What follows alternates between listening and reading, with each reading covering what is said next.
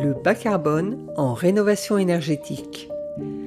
Une série de podcasts produite par le programme Profil, conçu par l'ICEB, l'Institut pour la conception éco-responsable du bâti, et piloté par l'agence Qualité Construction.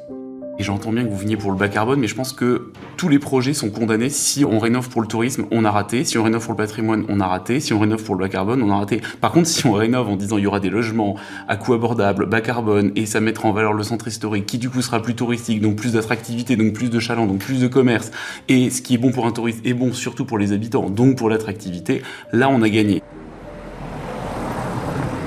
Épisode 4, partie 2, marier patrimoine et écologie, bas carbone et attractivité. Bonjour, c'est moi. Ça va? Très bien. Vous voulez rentrer? Faites pas attention aux désordres. Mais vous voulez voir la petite cour qui est derrière? Je sais pas si vous Ah oui, c'est le cadastre napoléon, d'accord. Oui, ce mur-là étant celui-là. Ok. Donc oui, maintenant je crois que ces fenêtres font plus de sens. C'était peut-être les fenêtres de la... Et derrière chaque projet, on retrouve des... C'est notre histoire aussi, c'est ça qui est passionnant. Donc le lien qu'on a avec les futurs propriétaires, c'est aussi de travailler sans arrêt sur l'amélioration de la connaissance de l'histoire de Joinville. Il y a énormément à faire. Si pour les habitants, la rénovation dans un centre ancien est porteuse de multiples avantages, qu'en est-il pour les entreprises du bâtiment ? C'est la question que nous avons posée à Nicolas Buguet, de l'entreprise familiale de Charpente. Alors aujourd'hui, je vais vous dire, avec Anthony, on sort sur la crise, parce qu'aujourd'hui, vous avez bien compris, dans la construction neuve, c'est la panade la plus complète, c'est-à-dire que les carnets de commandes sont réduits à 0. Donc de ce fait, en gros, quand vous n'avez plus à manger, vous commencez à vous dire que les collègues qui sont sur la rénovation, qui sont sur le patrimoine et qui ont des carnets de commandes, et je peux vous donner simplement le mien qui est de plus de 4 ans, donc à partir de là, ils voient que là, il y a peut-être quelque chose à faire. Et là, systématiquement, voilà. Mais il faut y aller, mais pour autant, il ne faut pas se planter. Il faut ramener avec des matériaux qu'on est capable d'avoir sur le long terme, de manière quantitative et compagnie. Il faut qu'économiquement, ça soit possible, et en plus que ça soit transposable. Donc l'idée, c'est d'aller vers la préfabrication. Donc nous, on préfabrique en paille, en mur, dans nos ateliers. Et même en réno, on fait de la réno en paille. Et là, par contre, on est en train de mettre la filière en place. Parce qu'on a quand même tout un panel d'entreprises qui a été doté de bureaux d'études et d'entités de fabrication qui sont capables d'intégrer dans leur concept de construction. Vous avez 2 minutes ou pas? On file à l'atelier vite fait, je vous montre un peu. Ah bah oui. Ah oui, Si vous avez un peu le temps, parce que... vraiment.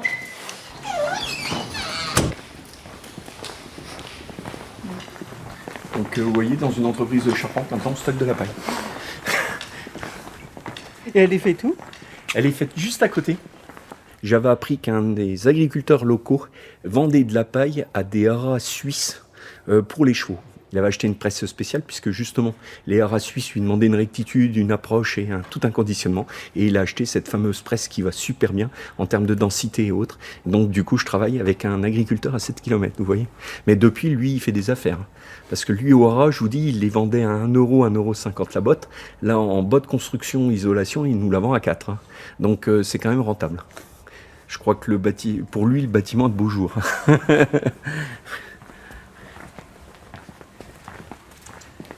Aujourd'hui, on est complètement dans l'économie circulaire. Vous voyez, on démonte et on récupère les poutres pour, entre guillemets, les réexploiter de façon à pouvoir retravailler sur du bâti ancien. Comme ça se faisait d'ailleurs autrefois, c'est Complètement. extraordinaire les poutres, elles ont une histoire. C'est un retour à l'histoire. Sauf qu'aujourd'hui, on a quand même des technicités, et il ne faut pas faire abstraction des technicités. C'est qu'aujourd'hui, on est capable, avec des robots de taille et l'intelligence, entre guillemets, de tailler numériquement pour éviter de tailler à la main des mortaises, des tenons ou d'autres assemblages. Voilà. Donc l'idée, c'est de diminuer au maximum l'utilisation des bois équarris pour revenir avec des bois anciens comme ceux-ci. Sauf qu'en ce moment, c'est nous qui le gérons en interne. Et demain, l'idée, c'est de redonner ça dans une structure. Et en plus, on a quand même une double approche qui est virtueuse. C'est que là, on peut faire travailler une économie plus sociale.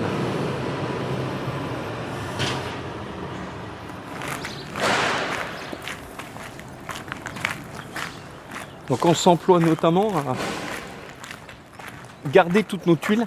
Et notamment, je vous parlais tout à l'heure de la tuilerie de Rennell. Donc tuilerie artisanale particulière, donc avec une terre blanche, vous voyez, donc ce qu'on appelle la tuile violon, et qui a des siècles et des siècles, hein, puisque je vous dis, ça fait 2 siècles quasi que la tuilerie est fermée, et on continue à déposer pour remployer dans des nouveaux bâtiments. Des nouveaux bâtiments, des bâtiments traditionnels, patrimoniaux et compagnie. Et ça, sincèrement, ça durera bien plus longtemps que toutes les tuiles que vous avez stockées dans le... Alors le problème, c'est qu'à mon grand désarroi, je suis toujours en stock négatif, parce que j'ai un besoin énorme par rapport à ce qu'on peut sauver. Et tout résume en cette ressourcerie qui me permettra d'avoir de plus grands volumes qui arriveront. Et puis l'idée, c'est que nos élus réfléchissent un petit peu aussi, parce qu'on a besoin des élus. Et là, il n'y a qu'eux qui peuvent légiférer pour faire changer les choses. Et demain, ce qui me plairait bien, c'est que dans le pacte de construire, c'est de faire attention à la déconstruction. Et si on pouvait mettre des enjeux sur ce point-là, ça serait primordial pour récupérer les matériaux et arriver à avoir un cercle bien plus vertueux. On est en cours de réhabilitation d'un site patrimonial pour en faire une ressourcerie de matériaux anciens. Donc ça va venir aussi par les nouvelles obligations légales pour les entreprises qui vont devoir utiliser une partie de réemploi. Donc il y a un marché important et puis ça sera aussi ouvert aux chantiers d'insertion ou aux entreprises à but d'emploi. Donc derrière il y a des possibilités aussi de création d'emplois pour tout à chacun. Donc j'y vois vraiment quelque chose de très positif. Donc là, vous voyez, on est en pleine restauration, donc c'est ce fameux paradis où il y avait le magasin modèle. Donc là, on est tout à côté de la déchetterie. Et demain, l'idée, c'est que le particulier comme l'entreprise viennent ramener ces biomatériaux, que ce soit la pierre, le bois, le métal et autres, pour repartir dans un cycle de construction. D'accord, et ça sera là. Et ça sera là. Il se trouve que pendant les 10 années déjà du projet, pour tout vous dire qu'il y a une entreprise qui pose pourtant et qui sait faire de la toiture de qualité, était un peu réticente au réemploi, un petit peu réticente peut-être parfois à utiliser autre chose que de la canal imitation emboîtée parce que c'est sympa, mais les assurances, etc. Il y avait la peur des pans de bois qui, en façade ouest, prendraient l'eau. Voilà, des choses comme ça sur lesquelles même des entreprises qui savaient faire avaient quelques réticences. Donc nous, on les a accompagnés à oser, à mettre des budgets aussi et des règles avec le site patrimonial remarquable qui a été opposable à partir de 2016, des règles aussi de qualité et toute une pédagogie qui s'est poursuivie, participer à la journée des métiers d'art, faire venir les artisans aussi montrer. Donc il y a eu tout ça qui a été déjà lancé et qui se poursuit. Alors aujourd'hui, je ne peux pas en dire plus parce que je ne sais pas si tout ira jusqu'au bout, mais nous travaillons aussi avec l'éducation nationale. Nous aimerions même, à l'échelle haut-marnaise, mettre en place des formations, plutôt à destination d'abord des artisans déjà formés, qu'ils pensent à proposer d'office d'abord ce qu'il faut, et qu'ils aient aussi une vision transversale du bâti, parce qu'on a aussi le cas du tailleur de pierre qui s'occupe que de sa taille de pierre, mais ça le dérange pas du tout qu'il y ait des travaux complètement inadaptés par ailleurs. On lui demande pas de devenir architecte des bâtiments de France, hein, mais on se dit que si lui, il a le petit réflexe juste pour passer le message au client en disant tiens, t'es sûr là que t'as le droit, ou bah là t'as le droit, mais est-ce que c'est bien, tu t'as réfléchi? Non, mais réfléchis sur le long terme. Voilà, insuffler ça chez les artisans. On travaille toujours des chantiers participatifs. Il y en a d'ailleurs un encore cet été au mois de juillet sur des remontages de murs maçonnés. On va peut-être travailler des chantiers écoles à une échelle de plus grande ampleur. Aujourd'hui, on poursuit le chemin, mais c'est normal que ça prenne du temps. Et j'essaye de dire ça aux futurs acquéreurs. Les biens n'ont pas forcément beaucoup de valeur aujourd'hui dans un département tel que le nôtre, mais ça prendra automatiquement de la valeur puisque les constructions nouvelles seront extrêmement rares. On a ici notre carrefour emblématique, dit le carrefour des arrêtés municipaux, parce que quand on a lancé effectivement cette grande politique de rénovation de notre centre ancien, on est parti par du coercitif, à coup d'arrêtés municipaux, tous les biens qui étaient abandonnés. Donc voilà, ici il y avait plus de 6 arrêtés municipaux. Et aujourd'hui, il y a déjà des rénovations qui sont en route. À l'arrivée des écoles. Institutrice, qui a aussi fait le choix d'habiter avec ses enfants sur le centre-ville de Joinville. Qui était quelqu'un de l'extérieur et qui a trouvé une petite maison. C'est d'ailleurs touchant de la maîtresse. J'ai été dans cette école quand j'étais petit. Et d'avoir encore cette école en centre-ville, c'est vraiment extrêmement important. Voilà, ça crée de la vie et puis c'est un service. Et c'était une ville, il y a 30 ans, qui était connue pour sa restauration. Donc on a encouragé véritablement la reprise des restaurants en premier. Et ça fonctionnait très bien. Et aujourd'hui, on le voit, il y a plus de 300 couverts par jour sur Joinville. Et à partir de là, effectivement, ça crée du flux dans la ville, et d'autres commerces ont émergé autour d'ailleurs qualitatifs, boucherie, un superbe effectivement pâtissier chocolatier qui est aujourd'hui un commerce extrêmement fort. Il y a aussi une librairie qui perdure et voilà, donc une stratégie sur des commerces forts et qui porte ses fruits aujourd'hui. Nous, on construit une base qui est la plus solide possible pour faire revenir du monde sur notre commune.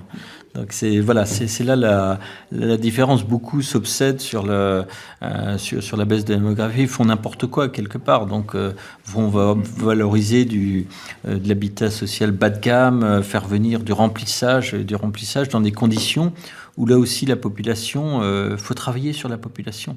C'est, vous l'avez dit, territoire zéro chômeur de longue durée, mise en place pour les populations les plus fragiles.